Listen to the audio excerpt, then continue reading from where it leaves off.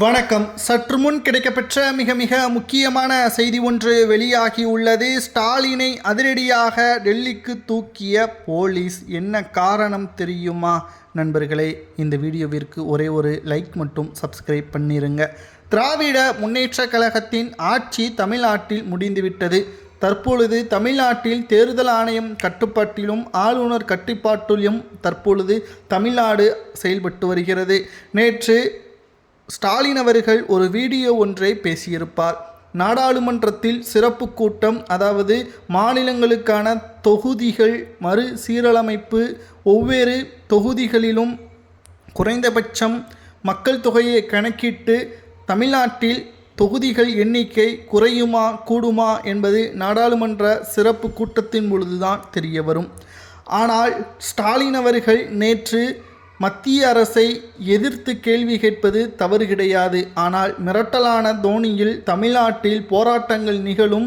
கடந்த 50 ஆண்டுகளுக்கு முன்பாக அண்ணா அவர்கள் திமுக எப்படி இருந்ததோ ஸ்டாலின் தலைமையில் அதே நிலைமை மாறும், இது இந்தியாவிற்கு நல்லதல்ல என்று எச்சரிக்கை விடுக்கும் விதமாக ஸ்டாலின் அவர்கள் பேசியிருப்பார். இந்தியாவின் ஒருமைப்பாட்டை ஒட்டுமொத்தமாக கேள்விக்குறியாக மாற்றும் அளவிற்கு ஸ்டாலின் அவர்களது இந்த தோரணை தற்பொழுது இந்தியாவின் அரசியலமைப்பு சட்டத்திற்கு எதிராக இருப்பதாக குற்றச்சாட்டுகள் எழுந்த நிலையில் விசாரணைக்காக டெல்லிக்கு அழைத்து செல்லப்பட உள்ளதாகவும் தகவல்கள் கிடைக்கப்பெற்றுள்ளது. நிச்சயம் இது அதிர்ச்சியளிக்கக்கூடிய தகவல்தான். ஏனென்றால் தேர்தல் இன்னும் 10 நாட்களில் நடைபெறப் போகிறது. இந்த ஒரு சூழலில் இந்தியாவில் ஒட்டுமொத்தமாக தொகுதிகளது மறுசீரமைப்பு, மாநிலங்களவை தொகுதி மறுசீரமைப்பு என்பது நிச்சயம் அது எதிர்ப்புகள் பல மாநிலங்களில் வருவது உண்டு. ஆனால் மிரட்டலான தோனியில் பேசுவது எந்த விதத்தில் நியாயம்? நீங்கள் தான் 40 எம்பிக்களை நாடாளுமன்றத்தில் அனுப்பியிருக்கிறீர்கள். அதன் மூலமாக உங்களது குரல்களை பதிவு செய்ய வேண்டும். அதுதான் உண்மையான நீதி. ஆனால் இங்கிருந்து மக்களை திசை திருப்புவதற்கும் மக்களுக்கு உங்களால் சுயநலத்திற்காக அவர்களை ஒட்டுமொத்தமான சோதனைகளுக்குள்ளாகுவதற்கும் என்ன காரணம் என்ற கேள்விகளை தான் தற்பொழுது டெல்லியில் பதிவு செய்யப்பட்டுள்ள வழக்குகளின் அடிப்படையில் டெல்லிக்கு ஸ்டாலின் அவர்கள் அழைத்து செல்லப்படுவார்.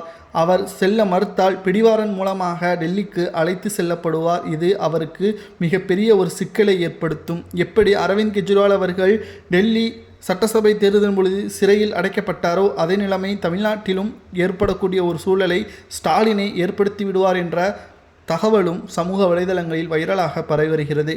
நேற்று நீங்களே பார்த்திருப்பீர்கள். ஸ்டாலின் அவர்களது அந்த செய்தி சரியா தவறா? மாநிலங்களுக்காக அவர் பேசினாரா அல்லது அவர்களது தொகுதிகளை இழக்கக்கூடாது, பணம் வராது, இதன் மூலம் ஊழல் செய்ய முடியாது என்பதற்காக